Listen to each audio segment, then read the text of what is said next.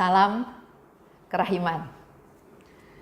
Hari ini 1 Mei kita akan mulai dengan pembahasan yang akan kita lakukan bersama-sama.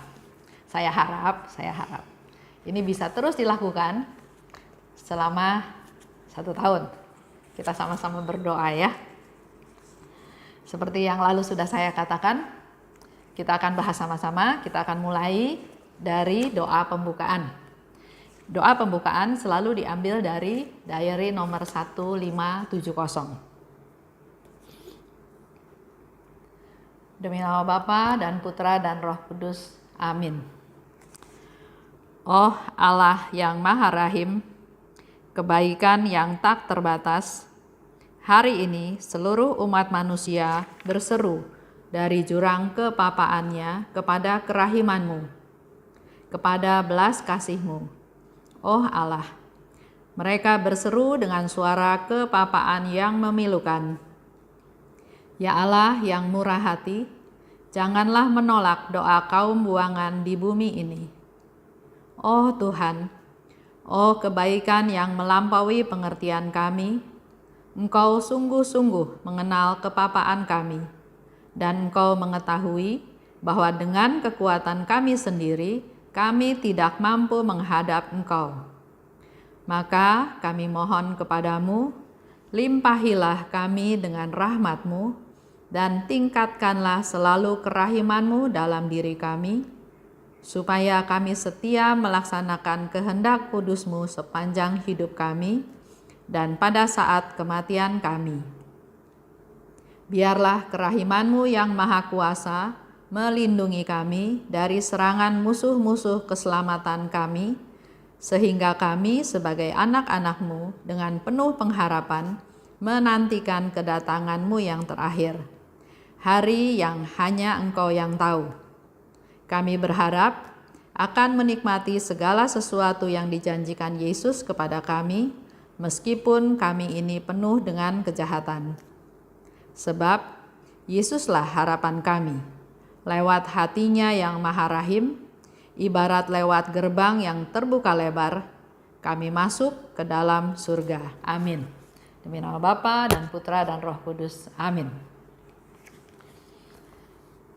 Hari ini kita akan baca dari teks dari nomor 23A. Kita baca dulu teksnya sama-sama. Menjelang akhir tahun pertama novisiatku, kegelapan mulai membayangi seluruh jiwaku. Aku merasakan tidak ada penghiburan dalam doa. Untuk dapat bermeditasi, aku harus berusaha sekuat tenaga. Ketakutan mulai melanda hatiku. Semakin dalam aku merenungi diriku, semakin aku tidak menemukan apa-apa selain kesedihan yang mencekam. Aku pun dapat melihat dengan jelas kekudusan Allah yang agung. Aku tidak berani mengangkat mataku kepadanya, tetapi merebahkan diriku ke tanah ke bawah kakinya dan memohon belas kasih-Nya. Hampir 6 bulan jiwaku berada dalam keadaan seperti ini. Di saat-saat yang sulit ini, Muder pembimbing kami yang terkasih membesarkan hatiku, tetapi semakin hari penderitaan itu semakin berat. Tahun kedua novisiat sudah semakin dekat. Setiap kali merenungkan bahwa aku harus mengikrarkan kaul-kaulku, jiwaku merasa ngeri. Aku tidak dapat memahami apa yang sedang aku baca. Aku tak dapat bermeditasi. Aku merasa bahwa doa-doaku tidak berkenan di hati Allah. Aku merasa bahwa dengan menghampiri sakramen-sakramen kudus, aku bahkan semakin mendukakan Allah. Tetapi kendati semua itu, bapak pengakuanku tidak mengizinkan aku melewatkan satu komuni kudus pun. Allah sedang bekerja dengan sangat aneh di dalam jiwaku. Aku tidak memahami sama sekali tentang apa yang dikatakan bapak pengakuanku kepadaku. Kebenaran-kebenaran iman yang sederhana pun menjadi sulit aku mengerti. Jiwaku sangat sedih, tidak mampu menemukan penghiburan dimanapun. Itu yang kita mau bahas bersama-sama. Jadi di sana Suster Faustina katakan, menjelang akhir tahun pertama novisiatku. Masa novisiatnya Suster Faustina itu adalah tahun 1926 sampai 1928. Menjelang akhir tahun pertama novisiatku, kegelapan mulai membayangi seluruh jiwaku. Di situ antara lain dikatakan tidak ada penghiburan di dalam doa. Ada ketakutan, ada kesedihan yang mencekam. Itu yang dialami oleh Suster Faustina. Dan ternyata di situ dikatakan lagi bahwa semakin hari penderitaan itu menjadi semakin berat. Dan dia alami ini selama 6 bulan. Lanjut lagi, Suster Faustina katakan kalau aku merenungkan ikrar-ikrarku, dia juga menjadi semakin ngeri.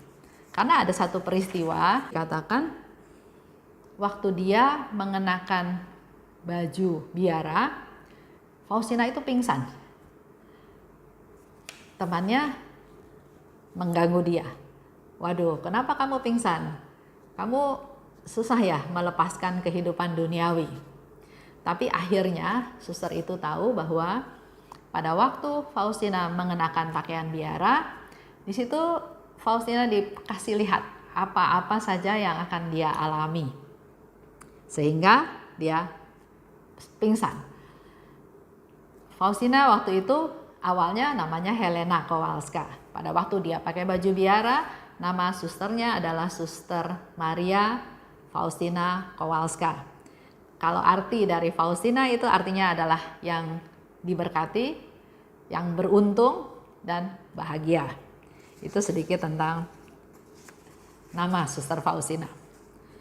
Nah, saya mau cerita sedikit tentang Suster Faustina. Jadi pada tanggal 1 Agustus tahun 1925, setelah melalui proses yang panjang, akhirnya dia masuk biara. Dia diterima di biara, di kongregasi Suster-Suster Bunda Maria Berbelas Kasih. Pada waktu dia diterima, dia bilang sama Tuhan, waktu dia melangkahkan kakinya yang pertama masuk ke biara, dia bilang sama Tuhan, saya serasa masuk ke dalam surga. Tapi 3 minggu kemudian, dia bilang, saya mau meninggalkan biara ini. Nggak cocok sama saya. Karena ternyata kongregasi tersebut adalah lebih fokus kepada melayani para gadis wanita yang perlu direhabilitasi, yang hidupnya kurang benar, sehingga secara iman perlu direhab dan diberi kepandaian-kepandaian prakarya supaya dia nanti bisa berkarya. Sedangkan Suster Faustina merasa saya harus masuk biara yang lebih ketat, yang hidupnya doa. Jadi dia punya rencana untuk bilang ke muder kepala untuk dia mau meninggalkan biara tersebut dan mau pindah ke biara lain. Tapi Tuhan bikin sedemikian rupa, dia tidak punya kesempatan untuk bertemu dengan muder. Sampai akhirnya Yesus yang datang kepada Suster Faustina. Kita bisa baca di nomor 19.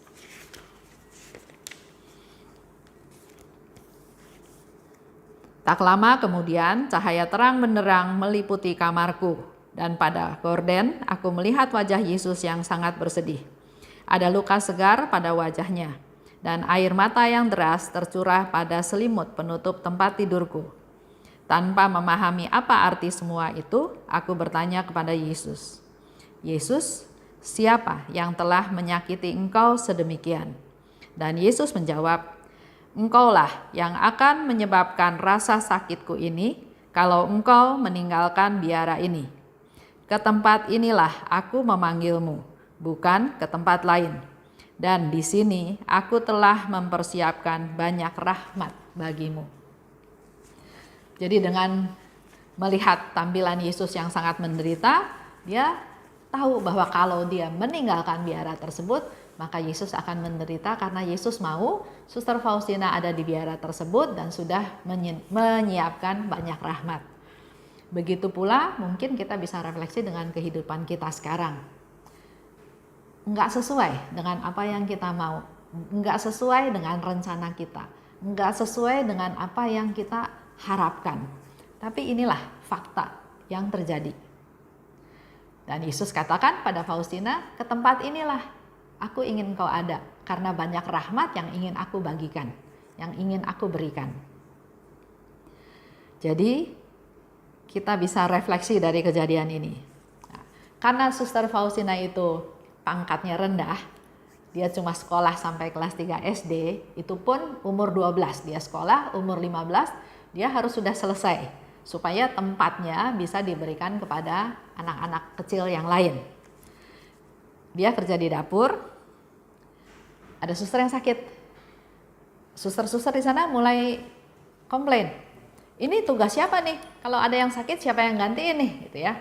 Tapi Suster Faustina katakan, ayo usahakan jangan sampai kita kehilangan kekudusan. Karena adanya masalah ini. Masalah siapa yang harus tanggung jawab? Karena ada suster yang tidak masuk. Karena ada suster yang sakit. Tapi Suster Faustina bilang, ayo kita kerja untuk senangkan Tuhan. Jadi bukan ngeributin ini tanggung jawab siapa, tapi buanglah kesempatan-kesempatan kalau kita gara-gara itu menjadi tidak kudus. Begitu pula dengan keadaan kita sekarang. Jangan salahin siapa-siapa, jangan ngeluh, jangan komplain, tapi ayo kita lakukan sesuatu untuk menyenangkan Tuhan. Ada satu cerita lagi, dia waktu kerja di dapur, dia itu punya tugas untuk mencuci kentang di panci yang besar. Karena dia lemah, dia sakit, pada waktu dia membuang air dari panci besar itu, setengah dari kentang itu ikut keluar dari panci itu, jadi kotor lagi. Jadi dia bilang sama Tuhan Yesus, harusnya dia punya kekuatan supaya kerja dia nggak seperti itu, kerja dia jadi lama. Tapi dia bukan komplain, dia cuma merasa bahwa kalau saya punya kekuatan lebih, pasti hasil kerja saya menjadi lebih baik. Kemudian Yesus katakan, kamu tetap kerja seperti biasa, saya akan tolong kamu. Nah, jadi dia percaya, dia semangat, dia angkat pancinya, dia heran loh, kok pancinya ringan. Waktu dia buka, ternyata di dalam itu bukan kentang lagi, tapi adalah bunga mawar. Dan di situ dia dengar, yang kamu buat itu adalah menjadi suatu persembahan buat aku seperti engkau mempersembahkan bunga mawar.